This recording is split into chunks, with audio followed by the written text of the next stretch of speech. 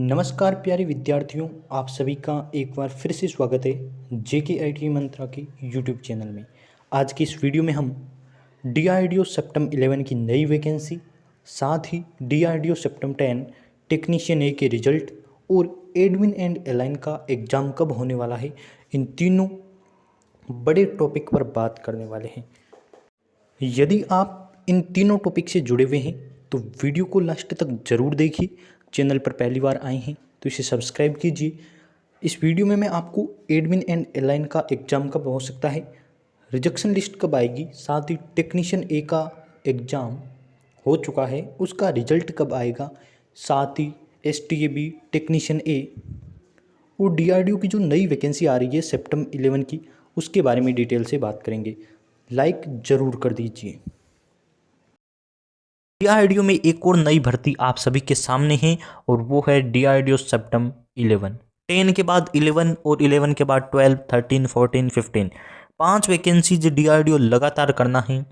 ये मैं पूरी बात दावे के साथ कहता हूँ और ये सारी वैकेंसी आपको 2 सालों के अंतर अंतर यानी कि लगातार मिलने वाली है और 2 सालों में शायद DRDO इन 5 वैकेंसीज को आपके सामने रख देगा।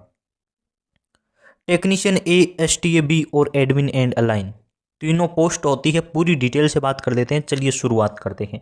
मैं आपको शुरू से बताऊंगा DRDO के बारे में। पहले तो DRDO में 3 वैकेंसीज आती हैं। एक आती है एडमिन एंड अलाइन जिसे हम कहते हैं A&A। तो ये होती है आपके 10th लेवल पर, जिसमें कुछ फायरमैन में अप्लाई करते हैं, कुछ किसी में अप्लाई करते हैं। तो ये आपके 10th लेवल की होती हैं। दूसरी आती है टेक्नीशियन ए, जिसे हम टे के नाम से कहते हैं और ये ITI वाले बच्चों के लिए होती है, यानी कि मेरे चैनल वाले कैंडिडेट के लिए होती हैं। हाँ, हालांकि मेरे पास एडमिन एंड अलाइन व STAB के भी स्टूडेंट हैं, लेकिन स्पेशली टेक्नीशियन ए मेरे लिए है क्योंकि मैं ITI आधारित प्रिपरेशन करवाता हूँ। दूसरा आता है आपके STAB, जो डिप्लोमा लेवल की वैकेंसी है या जिसे हम पॉलीटेक्निक कहते हैं। तो डिप्लोमा लेवल की ये वैकेंसी होती है। अभी STAB के एग्ज़ाम हो चुके हैं, उनके रिजल्ट आ चुके हैं और सिलेक्शन, ज्वाइनिंग सब कुछ कंप्लीट हो चुका है। टेक्नीशियन ए का एग्ज़ाम हो चुका है, रिजल्ट आना बाकी है। और तीसरी है आपके एडमिन एंड अलाइन, जो 10th लेवल पर है, उसका एडमिट कार्ड और एग्ज़ाम सभी बाकी है। जैसे ही ये सब कंप्लीट हो जाएगा, यानी कि ये तो इसका तो रिजल्ट आ जाएगा और टेक्नीशियन ए की बात कराऊंगा, इसका तो रिजल्ट आ जाएगा और एडमिन एंड अलाइन की जैसे ही एग्ज़ाम होगा तो DRDO पूरी तैयारी कर रहा है। किसकी? सेप्टम 11 की। सेप्टम 11 की वैकेंसी की DRDO के पास पूरी तैयारी है। बस जैसे ही आपके टेक्नीशियन ए का रिजल्ट आता है उसके बाद 15 दिन के अंदर अंदर ही, यानी कि मैं कह रहा हूँ अप्रैल तक या अप्रैल के बाद तक आपके हो जाएंगी एडमिन एंड अलाइन के पेपर एंड रिजल्ट सब हो जाएगा और सबकी ज्वाइनिंग होने के बाद DRDO निकालेगा सेप्टम 11 की वैकेंसी। अपने तरीके से मैं बात करूं तो DRDO सेप्टम 10 में टे के लिए सब ने जितने अप्लाई हुए हैं, वो इलेक्ट्रिशियन की मैं बात कर रहा हूँ, उसमें 1 लाख से 2 लाख के बीच बच्चों ने अप्लाई किया है। लेकिन टेक्नीशियन ए में इलेक्ट्रिकल के जो बच्चे हैं उनमें से सिलेक्शन केवल 109 बच्चों का होगा। तो आप देख लीजिए कितना बड़ा आंकड़ा है। 1 लाख में से 100 बच्चों का सिलेक्शन होगा, तो बाकी कहाँ जाएंगे? वो सक्सेस नहीं होंगे या फिर उनका सिलेक्शन नहीं होगा। ये खरी बात है, मैं सामने कह रहा हूँ आप सभी के। 1 लाख में से 109 बच्चों का सिलेक्शन होगा, बाकी का सिलेक्शन नहीं होगा। बात तो सिंपल है, ये आप भी जानते हैं, मैं भी जानता हूँ।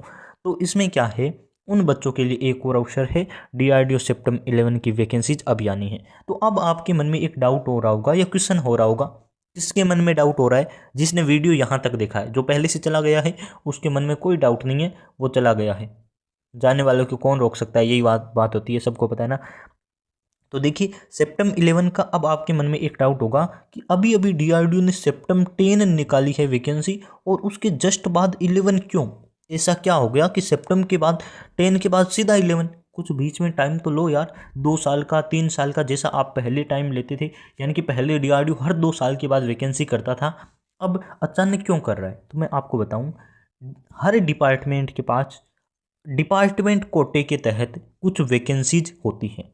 जैसे DRDO का डिपार्टमेंट कोटा क्या कहता है, डीआरडीओ का डिपार्टमेंट कोटा कहता है कि अब तक में 15 वैकेंसी हो जानी चाहिए थी, यानी कि सितंबर 15 कंप्लीट हो जाना चाहिए था, लेकिन डीआरडीओ ने सितंबर 15 नहीं किया। तो ये इसका कोटा है। तो अब ये वैकेंसी कब भी कर सकता है, इसके पास अवसर है, ये कर सकता है। तो अब डीआरडीओ ने सोचा है लगातार वैकेंसीज करूं, तो ये अगले 2 सालों में पूरी वैकेंसी करके सितंबर 15 को अपना कोटा पूरा कर लेगा।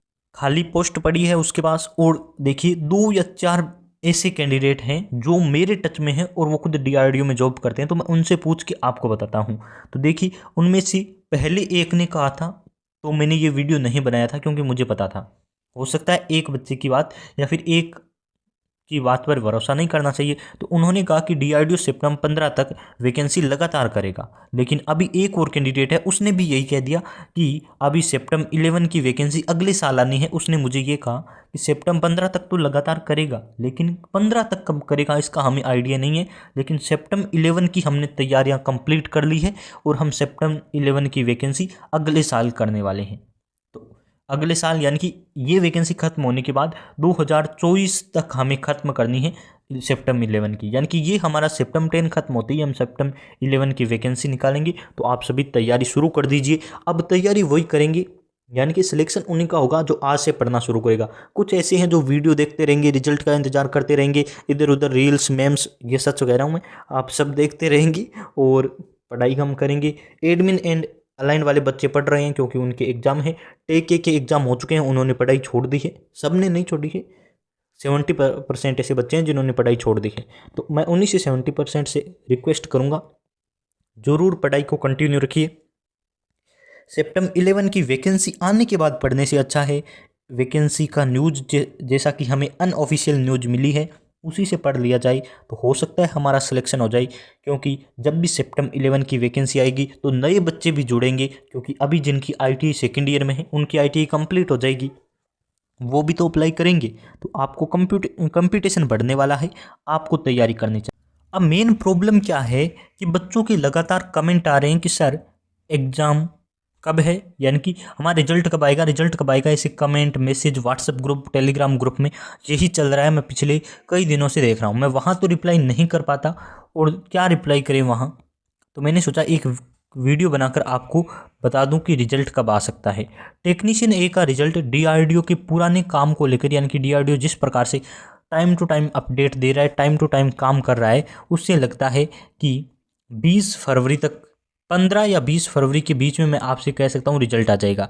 लेकिन कुछ ऐसे भी हैं टीचर्स, उन्होंने बताया कि फरवरी का लास्ट वीक, तो फरवरी का लास्ट वीक देखें तो भी आप मान सकते हैं कि मार्च से पहले पहले आपका रिजल्ट जारी हो जाएगा। और अभी तो क्या हुआ है, आज आपकी 8 फरवरी है, तो आप वेट कर लीजिए, 10-12 दिन में आपके सामने रिजल्ट होगा। और वही मैं आपसे कह दूं, यदि डीआरडीओ रिजल्ट नहीं जारी करता है मार्च तक, तो भी आपके पास कोई दूसरा चारा ही नहीं है इंतज़ार के सिवा। तो कंटिन्यू रखिए अपनी स्टडी को, जैसे ही रिजल्ट जारी होगा आपको कहीं ना कहीं से न्यूज नोटिफिकेशन मिल ही जाएगा। और वैसे भी आपने सुना होगा कर्म कर फल की चिंता मत कर, तो आप कर्म कीजिए। आपने कर्म कर दिया है, स्टडी कर ली है, पेपर दे दिया है, बस आपके हाथ में उतना था, आपने कर दिया। अब रिजल्ट के बारे में क्यों सोचते हो, जिस दिन रिजल्ट आएगा आपको कहीं ना कहीं से तो पता चलेगा, और फिर आप अपना रिजल्ट चेक कर लीजिए। यूट्यूब पर आपने इतने लोगों को सब्सक्राइब कर रखा है, और मैं तो आपसे एक और रिक्वेस्ट करूँगा, मेरे चैनल को सब्सक्राइब भी कीजिए, और साथ में जो इम्पोर्टेंट अपडेट्स देते हैं उनको भी सब्सक्राइब कीजिए, ताकि आपको जहां से पहले अपडेट मिले आपका भला हो जाए। बस आपको यही देखना है, एक यूट्यूब के पीछे क्यों पड़ रहे हो, बहुत सारे चैनल्स हैं, आप किसी को भी सब्सक्राइब कर सकते हैं। खैर छोड़िए उनको। अब देखिए दूसरा इंपॉर्टेंट नोटिफिकेशन है, वो है A&A पोस्ट के लिए, यानी कि एडमिन एंड अलाइन। तो इनके लिए एक तो इनकी रिजेक्शन लिस्ट नहीं आई है, रिजेक्शन लिस्ट कब आएगी इनका ये डाउट है। दूसरा इनका ये सवाल है कि एग्ज़ाम कब होंगे। एग्ज़ाम के बारे में बता दें, रिजेक्शन लिस्ट आएगी आपके टेक्नीशियन के जैसे ही रिजल्ट आएगा उसके 5 से 7 दिन के अंदर अंदर। तो मान लीजिए आपका मार्च के फर्स्ट वीक में आपकी रिजेक्शन लिस्ट आ जाएगी, और उसके 20 दिन यानी कि लास्ट मार्च तक आपकी मार्च अप्रैल में पेपर हो जाएंगे, यानी कि लास्ट मार्च और शुरुआती अप्रैल में आपके एग्ज़ाम होंगे। तो 1 महीना से ऊपर आपके पास टाइम है, आप अपनी कंटिन्यू स्टडी करके अपना सिलेक्शन ले सकते हैं। A&A पोस्ट के लिए भी यही अपडेट है। तो चैनल को सब्सक्राइब कीजिए